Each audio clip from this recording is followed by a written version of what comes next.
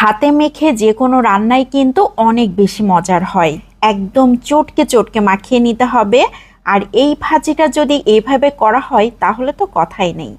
প্রথমে একটা রান্নার প্যানে 1 কাপ পেঁয়াজ কুচি নিয়ে নিয়েছি, আধা কাপ রসুন কুচি, গোটা গরম মশলা, এলাচ, দারুচিনি, তেজপাতা, লবঙ্গ, এলাচ এগুলোকে থেতো করে তারপর দিয়েছি। আধা কাপের মতো শুকনা মরিচ ফালি করে বিচি ফেলে তারপর দিয়েছি। 1 চা চামচ দিয়ে দিয়েছি লাল মরিচের গুঁড়া, 1 চা চামচ গোটা জিরা, 1 চা চামচ ধনিয়ার গুঁড়া আর জিরার গুঁড়া আধা চা চামচ, আদা পেস্ট 2 টেবিল চামচ, গরম মশলার একটা পেস্ট দিয়েছি আধা চা চামচ, লবণ 1 চা চামচ, হলুদ গুঁড়ো আধা চা চামচ, সয়াবিন তেল দিয়ে দিয়েছি 1.25 কাপ। এখন হাতের সাহায্যে খুব ভালো করে চটকে চটকে মাখিয়ে নিতে হবে। এরকম মাখাতে মাখাতেই কিন্তু মশলাগুলো একদম নরম হয়ে আসবে। মশলাগুলো দেখেন কত সুন্দরভাবে মাখানো হয়ে গিয়েছে, এখনই কতটা লোভনীয় লাগছে। এখন দিয়ে দিচ্ছি খাসির মাংস। আমি খাসির মাংসগুলোকে আগে থেকে খুব ভালো করে ধুয়ে রেখেছিলাম, কিন্তু খুব বেশি পানি ঝরাইনি, এভাবেই দিয়ে দিয়েছি। এখন হাতের সাহায্যে আবারও খুব ভালো করে মাখিয়ে নিচ্ছি। খাসির মাংসের এই ভাজিতে কিন্তু খুব বেশি পানি লাগবে না, খুবই অল্প পরিমাণ পানি দিয়ে দিয়েছি আধা কাপের মতো, জাস্ট হাতটা ধুয়ে। এখন ঢাকনা দিয়ে ঢেকে 15 মিনিট জাল করে নিচ্ছি। দেখেন কত পানি বের হয়েছে।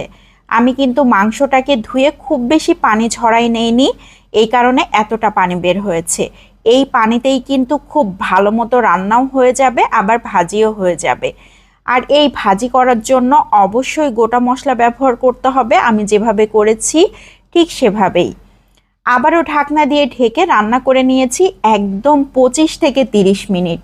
এরই মধ্যে মাংসটা কিন্তু একদম সিদ্ধ হয়ে গিয়েছে, ঝোলটা কমে এসেছে, তেল উঠে আসা মতো হয়ে গিয়েছে। মশলাগুলো দেখেন একদম সিদ্ধ হয়ে গলে গিয়েছে। এখন শুধুমাত্র অনবরত নাড়াচাড়া করতে হবে।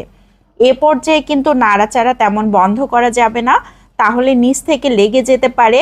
এভাবে নাড়াচাড়া করতে করতে একটা সময় দেখা যাবে কালারটা একদম চেঞ্জ হয়ে গিয়েছে আর ভাজা ভাজা সুন্দর একটা স্মেল আসছে। তখন বুঝতে হবে আমাদের মাংস ভাজি একদম কমপ্লিট হয়ে গিয়েছে। আমি কিন্তু অনেকক্ষণ ধরে এভাবে নেড়েচেড়ে নিয়েছি।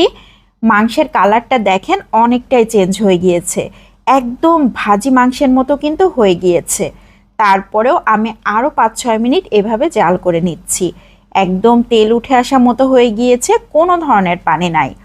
খাসির মাংস ভাজি একদম রেডি হয়ে গিয়েছে। এই ভাজি মাংসটা খেতে যে কি মজার হয়, এরকম মাংস হলে বাসার সবাই 1 প্লেটের জায়গায় 2 প্লেট খেয়ে ফেলবে, এত বেশি মজার। তো আজকের মতো বিদায় নিচ্ছি। আসসালামু আলাইকুম।